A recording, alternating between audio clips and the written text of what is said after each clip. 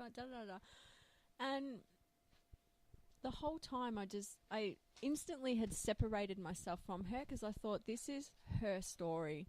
And that's okay. Like, we're not going to be able to stop people from telling us the negative stories, but I just thought this isn't my story though. And everything in me, I didn't even question what I was doing because I could feel in myself that this was the right thing and this is what my baby wanted as well. And it was going to be okay. But I think a lot of that does come from the fact that I do meditate and I spend that time on my own. So, yeah, I feel like that's something so important for women. If they can start doing that when they're thinking about that they want to try and have babies too, like don't just wait till you're pregnant. Start early and start educating yourself early. I've just recently started at a new yoga studio and it's opened up by a couple and the girl said, "Oh, I saw that you're a doula. I can't wait to have babies and, learn about everything." And I just looked at her and I said, "Why don't you know all this now? You're a woman. This is our birthright. This is something we should be learning in school." And a partner came to me later. He said it was a really good slap in the face for her because she said, "Yeah, why am I waiting to learn all this when I'm pregnant?" And so I've given her the Lotus Birth book, and they're researching stuff together. And I'm like, this is how it should be. I think that's another downfall people do. They wait. Yep. And then they decide during the pregnancy, and that's the time you need to be bonding with your baby and getting in that energetic space. Yeah, absolutely. And I think the more people that sort of have that education and then pass it on once they've had their baby, if they have a daughter or even a son, they can pass that information on to that child, and that child will know innately how. Because childbirth's been hidden away from us for such a long time now. I think it's another reason we fear it, because we fear the unknown.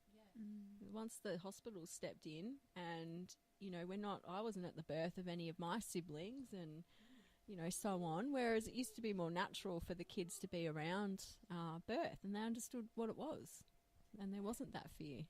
Yeah, it's really interesting because I started talking to my daughter when she was 2 about birth, and she's already telling me that she's going to have like however many babies, and she wants to get her own car so she can drive them around. She's planning it all already.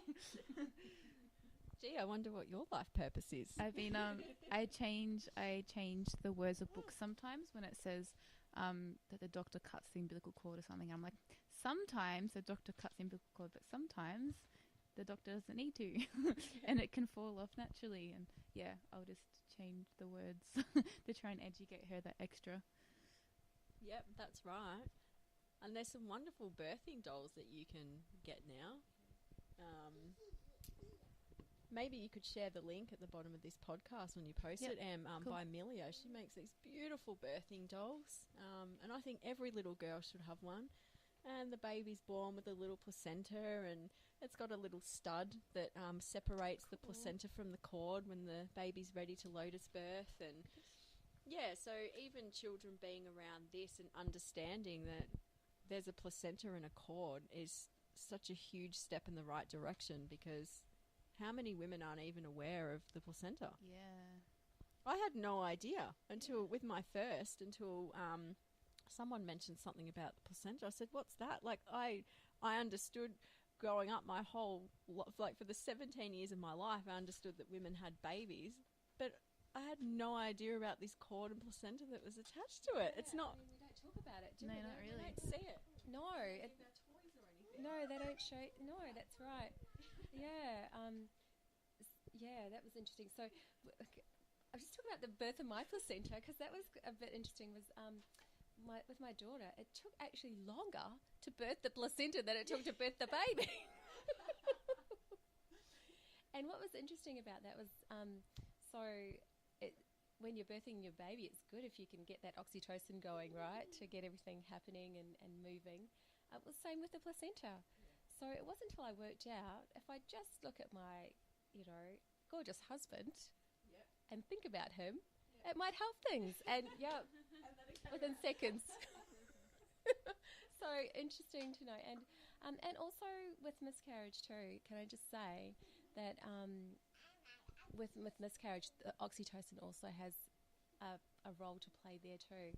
So for husbands who are supporting their wives, or even if someone was experiencing that, it's okay to get that oxytocin going to help you through that that process too. So that was something I learnt too, which is such a good point. I was just thinking too with the programming that we've got. I mean, when we go to a toy shop, there's all these babies with bottles and dummies. Like we're, so we're almost just, babies have bottles. Like it's just something we think without even thinking about it. But also, I was thinking about the wording that we often use towards children now. We say the baby's going to come out of mummy's tummy. Yeah. And I feel like no one says the word vagina, like the baby comes out of the vagina. Yeah. Like, I remember when I was pregnant with my third. Yeah, like my son's like, how's the baby going to come out? I remember him looking at me and I said, well, it's going to come out of my vagina. You came out of my vagina. He goes, ah! And he ran off. He ended up being at the birth. He was fine. But so many people now say it comes out of the tummy. Yeah. It's almost like we're programming for caesareans to happen. Yeah, good point actually. Good point, because there is a lot of power in what you hear, what you think. And I notice with children too, the first thing that they learn is really imprints on them.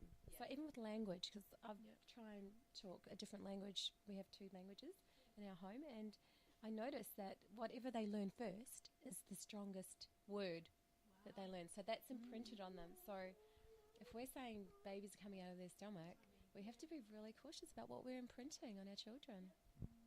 Is that subconsciously there?